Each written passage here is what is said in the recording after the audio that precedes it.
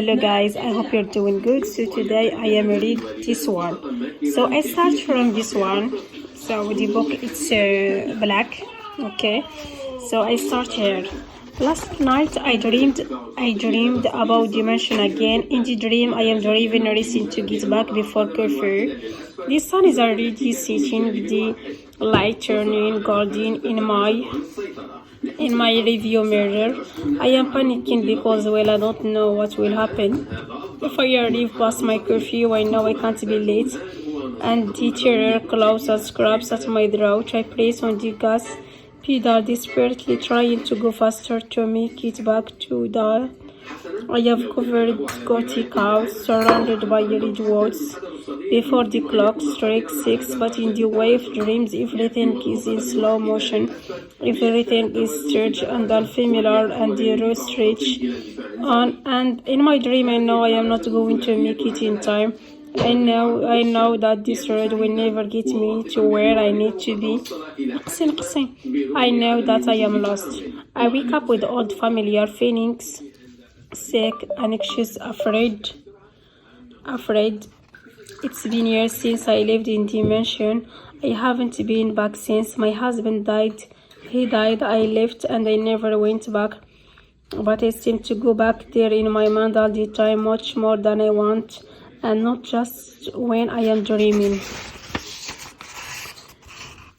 In a lot of ways, I am still trying to get out of that mansion. I always had to be home by 6 o'clock. If I wasn't, it was a problem. He would be upset. He would be feeling my name draw the house. The pantry staff would start frantically calling my phone at exactly 6 p.m. Even though I had already been wending my way up the long, curving drive around the tall stone fountain topped with a cherub watching me with its empty marble eyes, and then I would run, pushing through the heavy wooden door and go find.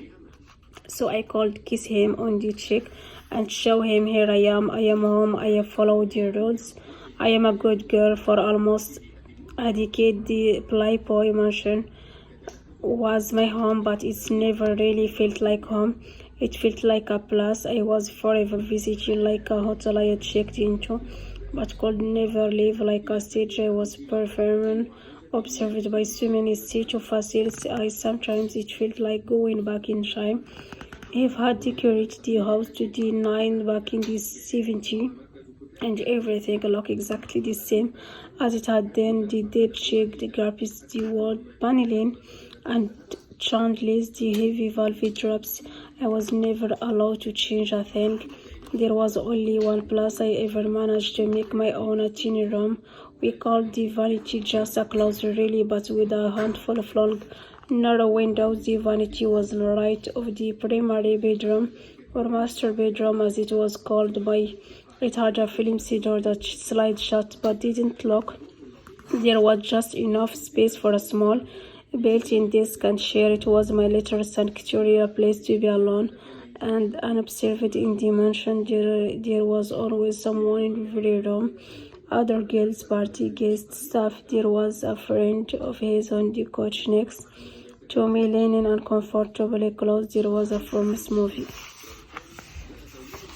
star in the hallway who wanted to run his hands over me.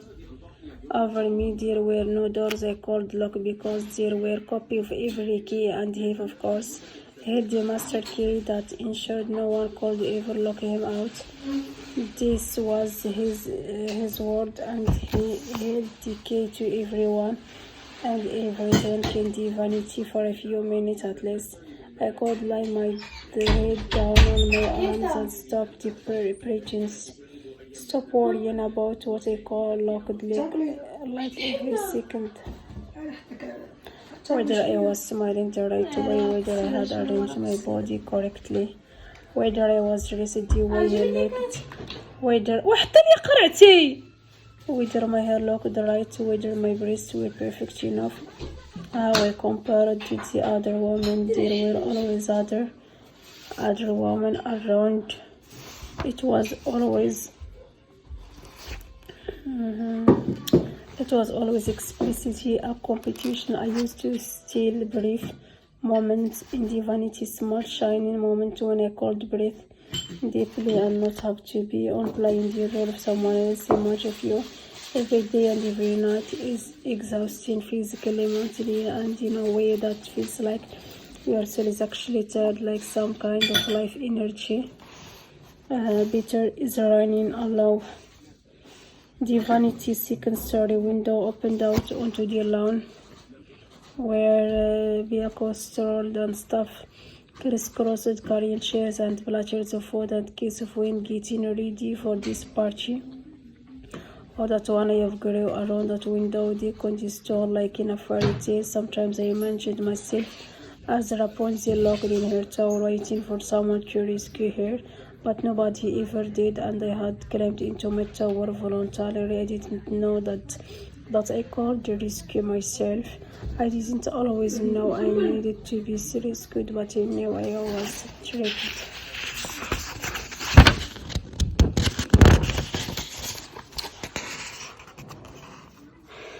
The peacocks on the lawn were beautiful but territorial, especially when they were mating. At times, the news they made sounded like cats baying, but at other times they sounded like women screaming their trees. Itching draw my small claws into even with the window shut. I called her. Their plaintive voice in my mind, help, help, the cowed and wild. At least that's what it sounded like to me.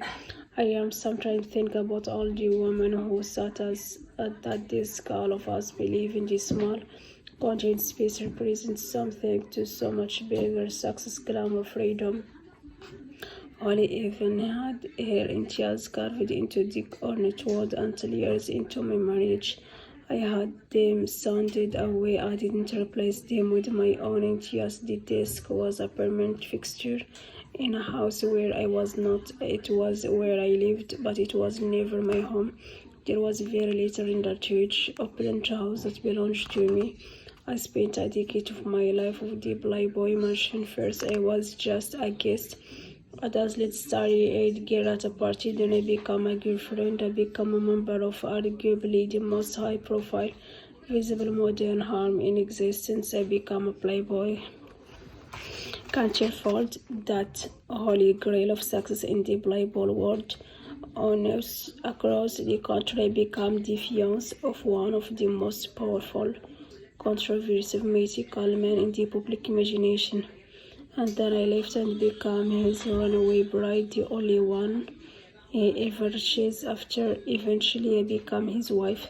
At the end I became his caretaker, and when he died I became a widow and a simple officially, first as vice president and then as president of the board at the huge Ifnir Foundation. It was my job to keep the foundation well and with regard, and officially it was also my job to embody the Playboy myth, to embody the huge Ifnir myth. He had worked so hard for more than 7 decades to control the narrative of who he was and how he was, and in his mind, perpetuating this story was the most valuable thing he left me.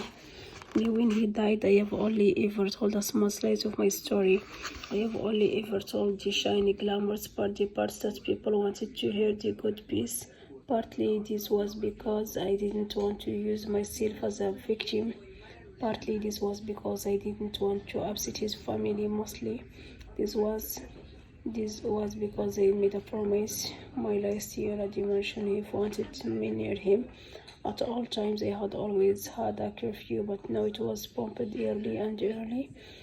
When he didn't know where I was, he whipped up the stuff into a frenzy to find me. He was frail and tired, but he really talked about death. The only thing he wanted to make sure I knew was that he wanted to be buried in a Westwood Village Memorial Park next to Marion Manor. He had already bought the crypt for $75,000 back in the 90s. He said he didn't care about the funeral service. He would leave all those details to me.